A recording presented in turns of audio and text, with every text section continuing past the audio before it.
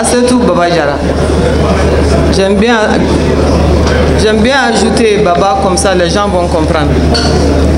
Je remercie mes tontons du Présidium. Je remercie Monsieur le Premier ministre pour l'effort fourni pour essayer de clarifier davantage notre pays, sinon d'essayer de clarifier davantage le peuple malien. Parce que moi je pense qu'il y a un narratif. Il y a un narratif. Je pense qu'il y a un narratif concernant le président Moussa Traoré, paix à son âme, le général Moussa Traoré. C'est comme si les gens sont convenus d'écrire, d'apprendre, de mémoriser une histoire le concernant. Parce que je ne peux pas comprendre, je n'arrive toujours pas à comprendre que les gens, qu'il y a d'autres Maliens aujourd'hui qui sont allergiques, excusez-moi du terme, dès qu'on parle du président Moussa Traoré. Je pense que monsieur le Premier ministre, il est encouragé, il est à féliciter. S'il vous plaît, vous êtes en train de me distraire. Hein? Donc, je reprends. Je pense que monsieur le Premier ministre, s'il a un problème aujourd'hui, son rapprochement avec le président Moussa Traoré en fait partie. Je pense que si monsieur le Premier ministre a un problème aujourd'hui, c'est son rapprochement avec la transition. Les Maliens, excusez-moi du terme, la plupart, ou bien certains pensent que les militaires ne doivent pas rester en ville. Les militaires doivent être au front. Ils n'ont pas le droit de rester dans les bureaux climatisés et autres.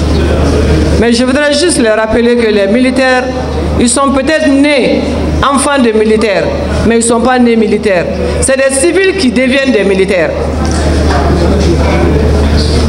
Et les militaires ne sont pas moins maliens que les civils. En tout cas pour moi. Nous avons près de 300 partis politiques au Mali. On parle de démocratie, je suis d'accord.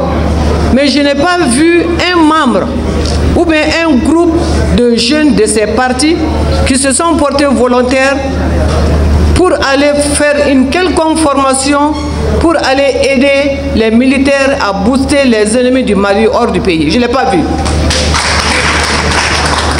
Et pourtant, ils sont des démocrates. Alors donc, nous, nos frères doivent aller au front pour se faire tuer, sans armement des fois, sans soutien, même sans de quoi manger.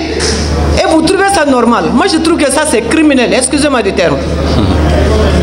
Je pense qu'il est temps que les civils acceptent de devenir des militaires et aller au front pour que cette bataille-là puisse être boostée rapidement. Je pense qu'il y a un problème de nombre crucial.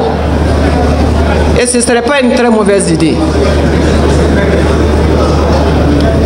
Donc, j'ai fait un petit truc, un petit pitch. Donc, j'ai mis ces dernières décennies de démocratie néolibérale, de globalisme économique et libéralisme sociétal, plébiscité et imposé dans nos pays, ont fait de nous des hommes et des femmes qui ont beaucoup honte. Non, plutôt qui ont moins honte du blâmable.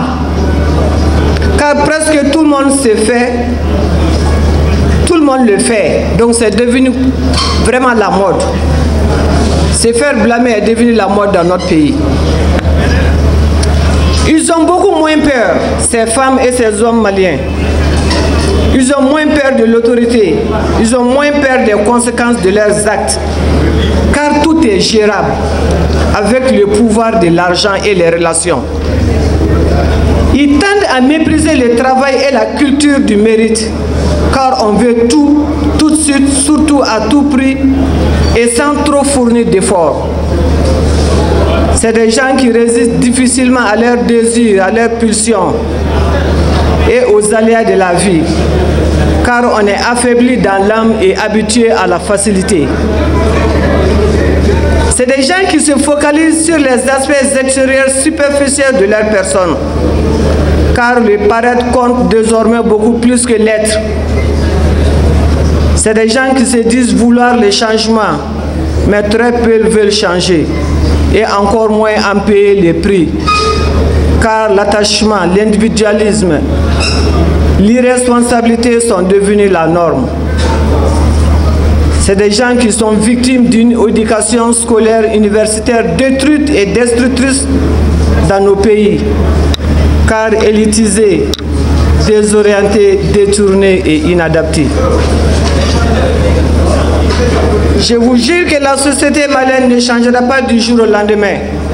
Une société se forge, se construit, se façonne, se conditionne sur le temps. Et ça doit commencer quelque part avec quelque chose. Aujourd'hui, il faut reconditionner, déconstruire notre système politique, notre modèle de société et notre modèle économique. Car on peut espérer sur un Mali de demain en commençant la déconstruction de l'ancien aujourd'hui. J'insiste sur commencer car il s'agit point de se voiler la face. Car un cancer ayant atteint presque la phase terminale, et ce depuis des décennies, des années, voire des décennies, sa chimio ne saurait être faite en quelques mois.